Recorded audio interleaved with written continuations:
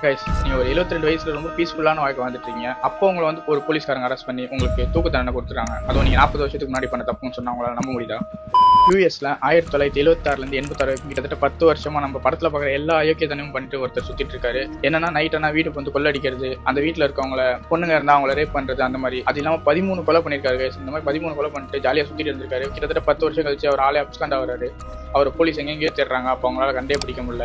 அப்போ போலீஸ்காரங்க கலெக்ட் பண்ணி வச்சு DNA எடுத்து கிட்டத்தட்ட 40 வருஷம் கழிச்சு செக் பண்ணியிருக்காங்க. செக் பண்ணும்போது அவர் யார் என்னன்றது தெரிய வந்திருக்கு. அவர் போய் அரெஸ்ட் பண்ணியிருக்காங்க. அவர் வேற யாரும் இல்லை கைஸ், அப்போ அந்த இதில் தேடிட்டு இருந்தார்ல போலீஸ் ஒருத்தர், அவர் தான் இது எல்லாத்தையும் பண்ணியிருக்காரு.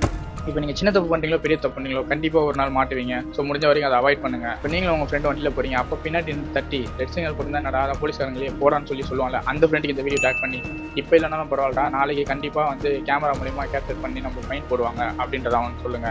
இந்த வீடியோ பிடிச்சினா மறக்காம லைக் பண்ணுங்க. நான் அடுத்த வீடியோவில் டாடா பை பை.